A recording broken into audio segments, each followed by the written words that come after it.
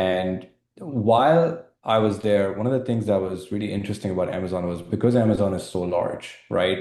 Advertising is one portion of it. But if you think about why someone is successful in building a business on Amazon, it's not just advertising, it's actually how you set up your listings, how you price your products, how you figure out your profitability. And in the process of working within the ads org, I got exposed to a ton of other agencies that were called themselves the Amazon agency. But what we found was that they either understood the advertising portion or they were pure retail agencies where they're like, I'll just list your product on Amazon.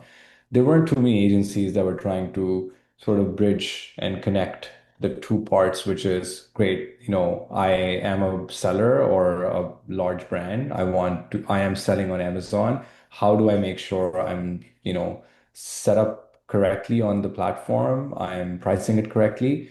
I'm also, making sure the right, catalog is present on Amazon. It looks good. That's a very important part as well. And then how do I connect it back to being discoverable and being able to actually push the product or promote the product within the Amazon environment?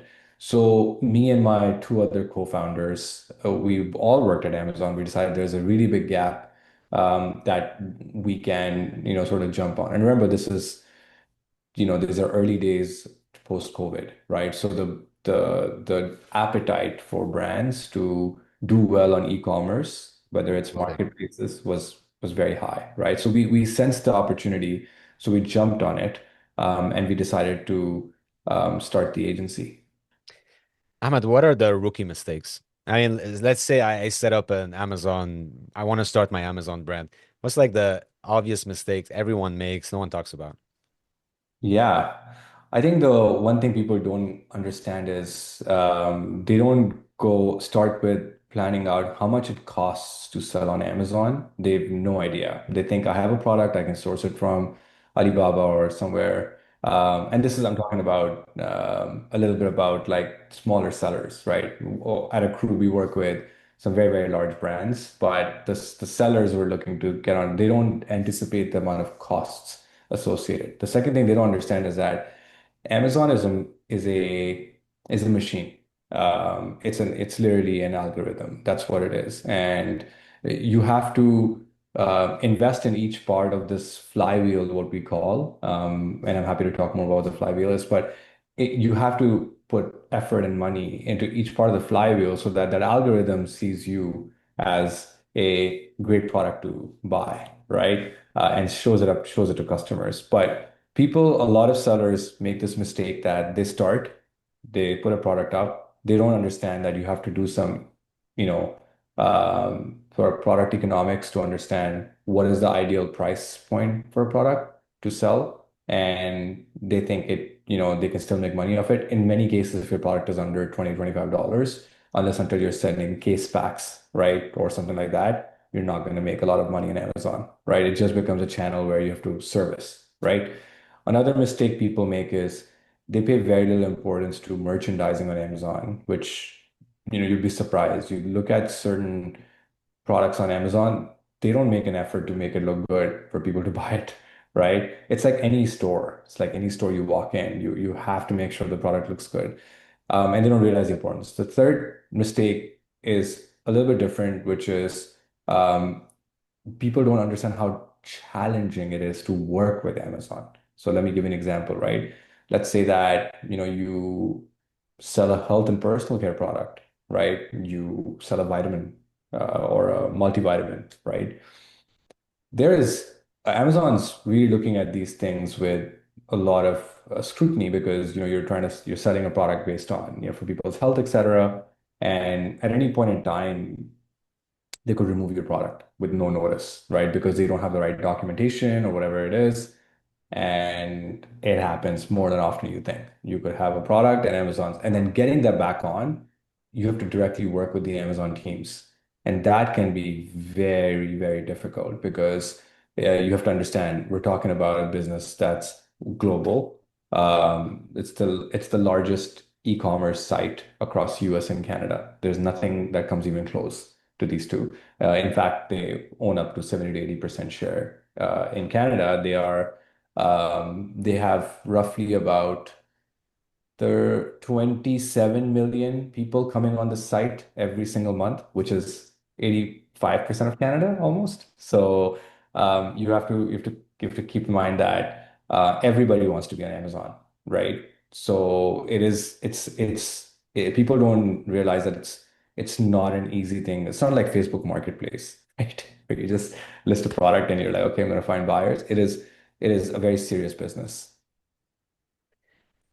So if we talk more about you, you said you work with big brands. Correct. How did you how do you get started with that? So you start your agency. Is it the credibility from working with Amazon that people are like, you know what, he's an insider. He knows exactly how this works. So he's definitely gonna be able to help us out. Yeah, I think you know, in any marketing, media space or even any consulting company, I would say it doesn't have to be to do with marketing. I believe that the founders are probably, going to be the reason from year one until year 4 to 5 of why brands are signing up with you because they're putting their trust in you, which is why the term founder-led marketing has become such a buzzword over the last 2 to 3 years because there is inherently a big advantage for especially for small businesses and consulting businesses like ours, right? Because you are selling your subject matter expertise directly to these brands. I think B is you have proof points that maybe somebody who's never been at Amazon can show for, right, for 100%.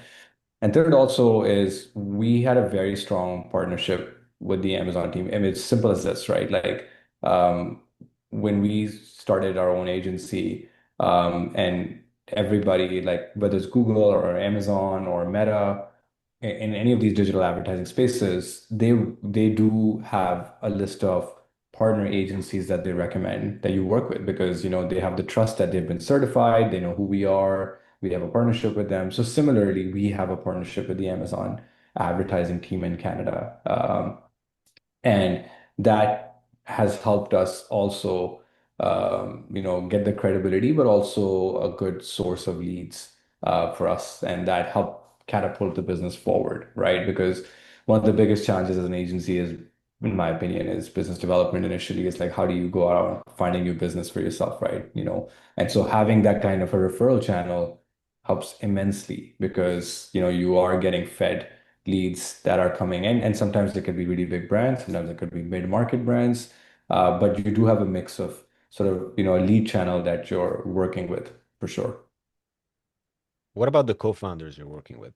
Why didn't you do this by yourself? What's the mindset behind that? Yeah, I think I like as an individual index in a particular skill set, right? Which, I've been able to utilize throughout my career, but also then really actualize it when I came into my own business as well. In my case, for example, whether it's marketing or business development, that area has always been where I have spent most of the time. But that doesn't mean that you can run a successful agency just doing that, right? I think the agency business is a lot about both. Sure, you have to add top line, but it is a people's business. So controlling cost is a really important thing and being able to run a kind of operation. So each one of our founders, the three of us, have come with a specific unique skill set that we've been able to bring through our careers and then implement it here. Ahmed, on paper, you look great. You are three very experienced people. You've been running this for years. So let me ask you stuff we can't see on paper.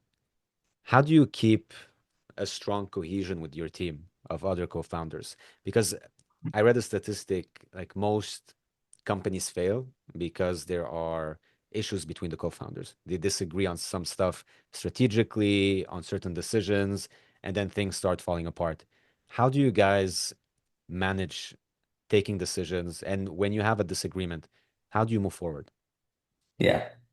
It's a great question, by the way. There's no perfect partnership out there. I would say this like openly. In every partnership, there are moments where you don't agree with each other, or you have different priorities at that point in terms of what you think is important versus others, right? So I think the first part is every year we try to align on what is the singular goal that we're all running towards, right? That's the basic alignment that we 100% need. All three of us have to align on that. And that has usually been a process of reflecting. And this is where Amazon taught us, right? A lot, which is like you have to really be able to go back and understand everything that's gone right and wrong in the prior year to get to that decision of what would be your next year's goal, right? So we documented, we actually call it in our we look there's a thing at Amazon. I don't know if you've heard of it, but Amazon doesn't build presentations. You're not allowed to build presentations at Amazon. You have to write a document. Like Uh, PowerPoints, you mean? yeah, you cannot build PowerPoints. If you're presenting something internally, externally is a different story to our customers. But if you're presenting something internally, you have to write a doc as in a document, right? Because Jeff Bezos started this process where he's like, when somebody writes, they're forced to think through every single thing that potentially can come up in that discussion. Versus when you just have to put a few words on a presentation, you leave it to a lot of interpretation, right? And so we follow that same process internally where we do write such documents to, really analyze and scrutinize if what we are saying is actually true, right? In every sense. And there's the data, so you're a data guy, so there's a data supporting it as well. So we look at what the data is. So the first singular thing is that we try to whatever individually our roles are, we try to write documents about them. And then we come together, we reflect on those, and we give feedback on those. And then from there, we go into the process of, okay, this is what our goal for this year is going to look like based on everything the three teams or the three people have discussed amongst each other. I will say that there is some level of, principles required for you to work as three-way people. Number one, I would say is that, you know, you have to sometimes disagree and have a backbone. So even if you, let's say, you say to me, I don't think XYZ works, but, because you're seeing two other people are in favor of it and they want to move forward, you have to disagree but commit, right? That's how we think about it, right? Sure, you can disagree, no problem, but you have to commit to it, right? That's the most, and that's something again we picked up from Amazon. They had a leadership principle called have a backbone, but disagree and commit, which we had to go through many moments like that where like we don't agree, but it's okay, I understand. We'll see in 6 months when we look at the metrics, did it work, did it not work?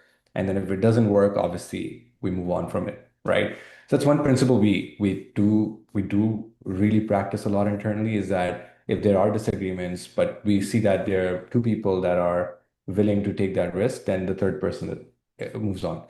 The other thing that we find very, very useful is that let's say that, you have three different orgs within your company. One is a marketing org, one is a sales org, one is a customer success org. Everybody is an owner of the org, right? Delivery has got its ownership. There's an ownership on marketing. We believe that ultimately the de facto decision making is on the head of that org, whatever they do, right? And we have to back them up, right? We can provide inputs, but we are not going to necessarily, hold them back from what they want to do. Because when you give someone the keys to a certain organization, you're doing it because you think they're credible enough to. So we work like that internally as well. We try to rely on that person as much as possible to do the right decision making for their organization at the end of the day. So I think those things have helped us have some clarity for ourselves. And we've found it to be useful. We've been in business for 4 years, and thankfully, like, we've gone through moments of, how do we manage this conflict, or how do we manage this problem? And we've always found these things to really, really help us move forward. Okay, Ahmed, that was fascinating. And we're out of time, but I want to squeeze in one more question. Yeah. You built an agency, it's been running for multiple years. You had all this experience from Amazon, big tech. If you had to give one piece of advice on how to kick off and start your agency, what would it be? Like, what was the biggest lesson learned for you? Yeah, I think you so I'll break it into two pieces of advice if it's okay, because I think they both can be applied at the beginning of the process. Number one is don't be a generalist. It's not going to work out. The world of generalism when it comes to consulting and agencies is not the most desirable place to be in today. And that's why you're seeing the most massive organizations in creative advertising and media advertising struggle. They have to go through a lot of change right now because there's such generalists out there. Number two is that, it's very critical in the agency space that you are involved in the delivery, the pitching, and for at least your first 10 customers. Because without that, you could be a seasoned agency person, right? And you're starting another agency. Even then, I would advise that your first 10 to 15 customers be in every meeting, try to understand the customer pain points, try to understand if your delivery is hitting the mark. And if you're a first-time agency owner, like never done an agency before, I think that number goes up significantly, in my opinion, where you have to be involved because your product, or is that particular that what you're providing as consultation, um, and that would also translate into who you pick as your first hire and everything as well.